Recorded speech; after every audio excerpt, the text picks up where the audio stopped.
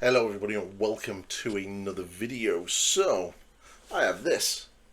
Apparently it's a bastard to build. Let's find out. I'm going to be building one of these. The Grand Cathay Sentinel. Now, apparently it's a bit of a bastard to build. So, let's have a little look at the instructions. Okay. They are not great. Let's be fair. Now we'll have a little look and see. Apparently this part here is problematic. I've heard people talk about that part there. I've also heard people talk about these parts, like the internal parts here. Apparently you can't really see it. It tells you to paint these parts first, but we'll have a little go at building them. Obviously there's not, is there different poses? Or is there just the one pose? It seems to be just the one pose by the looks of it. But let's have a little bit of a build. So when I come across something that's a bit weird, we'll have a little chat about it. Okay, the one thing that definitely strikes me with this kit is the amount of parts in it. Like, this kit has a huge amount of pieces. When I first seen it, I expected it to be a bit like the Mega Gargant, so relatively large pieces, but there is a lot of stuff going on this kit. A lot of stuff. So this apparently is going to be sticking there. And this part here, with this little knobbly bit, is going to be going into the back there. So, pretty simple, yeah? So we'll just get that glued in. Now, it has a bit of a bad rep right now. I'm not going to lie. The internet has basically deemed this kit to be a nightmare. And the internet does not lie. So therefore it must be a nightmare. But we'll slowly work through it. I've built a lot of kits in my time. There's very few kits that I've not built that I've not overcome. It can't be any worse than Manfred from the Age of Sigmar range. That model was horrendous.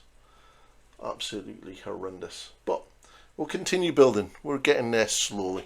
Hello, Future Pointy here during the editing process. So some of the footage that I was doing didn't actually record. It recorded after I'd already explained what I was doing. So essentially what you need to do for part 11, the little armor plate in the leg, that is the problematic part, is build the upper part of the leg, parts 12 and 13, glue that on, and then glue number 11 to the upper leg. You will see at the bottom of the leg a small little plug that you're able to put the little square part into. That's on the back of number 11, and you'll see the groove of where it sits into quite nicely. So glue that part in and then glue the upper part of the leg to the lower part, and you'll have absolutely zero issues. In fact, I'll kind of explain what to do in the next part. On the next leg has a very similar system. So yeah, future editing, me just dropping that bit of information.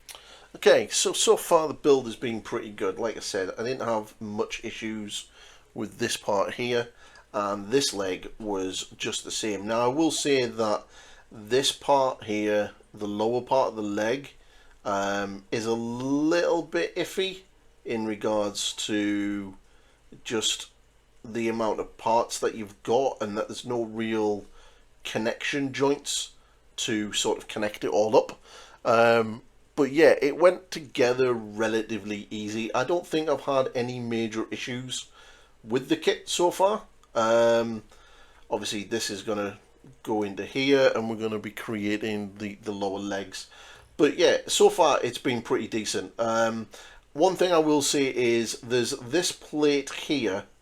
On the instructions, you've got this plate and this part. Basically glue that part to this part. There's a little nug on the inside, little sort of plug, and then a little hole here. Just glue that to that, and then this just fits in nicely amongst all of the bits of the parts inside. This little bit just drops down inside and slots in, so it's really quite easy to do. So yeah, you'll have no problems with that once you've got that part glued together. Okay, so the inner skirt is a part that I think people will have issues with. So the instructions tell you to stick this part on first, when this part actually has to overlap this part. So glue this part in first, then glue this part in. Now for these two parts here, don't worry too much about this part, that's relatively easy to do. But these two parts here, when you actually look at the model, just along this line on the leg there, you will see a slight indentation where this part fits on top of. Now this second part here has a little bit of a pin that is just there. So what I did was I glued this part and this part together, and then I used this pin and this little line here just to join it up correctly, and then it went in quite nicely. But yeah, now this part, if you look at the little back, you've got that little indentation, and you've got this little indentation here. This is going to essentially glue in there. Alright, so that's what I'm going to do now, and I'm going to work around and start building up the armoured skirt part as well. Okay, the skirt. Now I'm going to be very careful here because this is still very wet and it's very fragile. Now the instructions will get you to put on the side pieces first. What I found very easy is just glue the two halves together. Basically this is two pieces, so glue that piece together and glue this one together. But first, before you do anything, glue the back piece on. Now the instructions will get you to glue this one and this one on in place first, and then glue the back one. As you can see, this one overlaps the back piece, so glue the back piece in. The front part you'll obviously glue in as well at the beginning. It'll tell you to do that first and then do the sides. You can glue that in, but generally what you want is, as you can see, you kind of get a flush top around the top. Now it isn't as difficult as people are making it out to be. Just dry fit it, try it, and then work it. If you look on the inside, the amount of layers of plastic is crazy. This is one of the most over-engineered miniatures I have ever put together, and I don't think it is necessarily needed that way. So yeah, just make sure you do the front part, the back part, glue the two side parts together, and then glue them in place, and you will get something like this. Okay, just remember this one overlaps this one, and this one sits flush next to this one. Okay, but if you just remember that, you'll get through it in no time. Okay, the torso.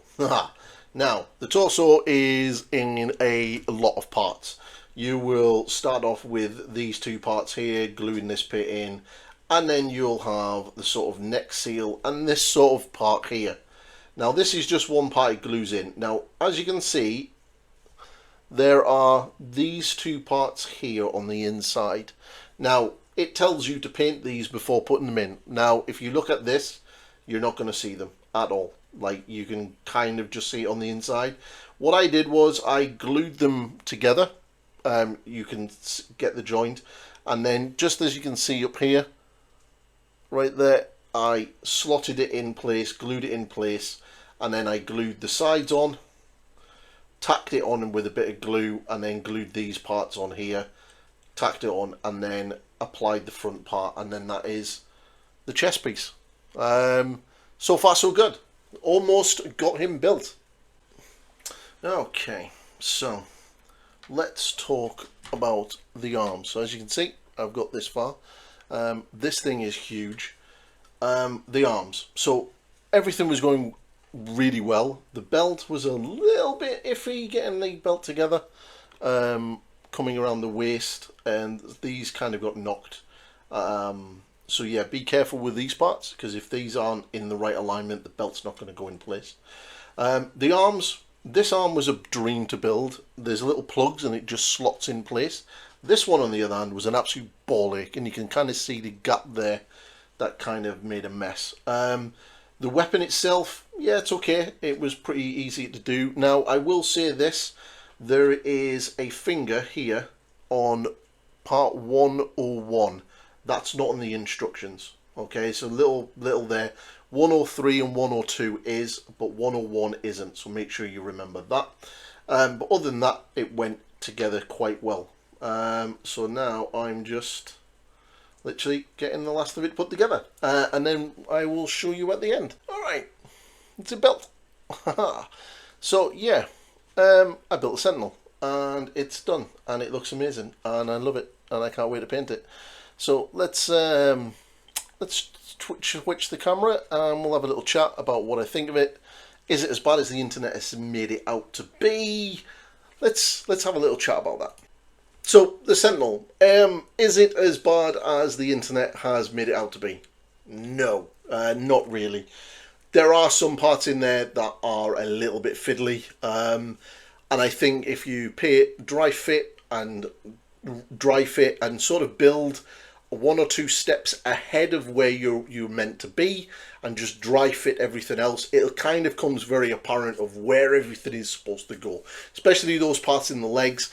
I think the issue I had with that forearm is I just wasn't paying attention to where the very small plugs and sockets were meant to be, where the other side, they literally had very prominent sockets. So all in all, yeah, it's an interesting build. It's not the easiest build I've ever had, but then it's not the hardest build I've ever had. I still say that the Tree Man Ancient and the Spirit Mountain thing for the Lumineth Railroads is definitely more of a problematic kit and a little bit more harder to build than what this is. Manfred is and Nefertari, that stupid cowl thing on the front of the mount, is by far the worst kit I've ever had to build as a plastic kit. This is not as bad as the internet has made it out to be. There are issues and some of the numbers on the instructions are not correct. Obviously that finger is entirely missing, but that's kind of standard. I would say my biggest complaint about the kit is the over-engineering. There's parts on this kit that you will not see. There's like internals of the chest which you just don't see. There's inside the forearms and the legs which you just don't see. The head which you just don't see. I think that they could have probably pulled back the engineering on the miniature somewhat to make it a little bit more on par with the Mega Gargants, and still had an amazing looking miniature. Right, I think they could have done. My other biggest gripe about it is there is very little reposability. So you can change the head looking one way or the other. You can kind of change the faceplate. You can change the way the arm is working, but you're pretty much stuck with how the legs need to be built. And that's a shame. It would have been a little bit nicer if you were able to maybe, you know, pose it a little bit more. But maybe that's just the way that the kit was designed, which is a shame, because it would have been nice to have, you know, a little bit more freedom with the kit, because it is such a really awesome miniature. Now, will I get another one? 100% yes. Definitely going to get myself another one so I can have at least two in my army at any given time.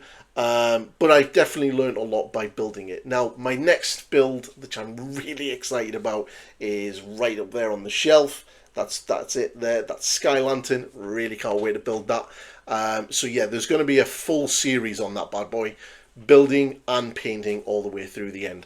I will be doing a painting video on the Sentinel, so have no fear that will happen.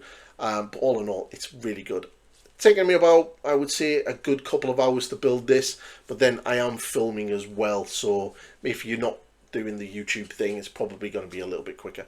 But biggest tips for anybody who is a little bit worried with it is dry fit, build slightly further along than you need to, dry fit everything, and then slowly assemble everything.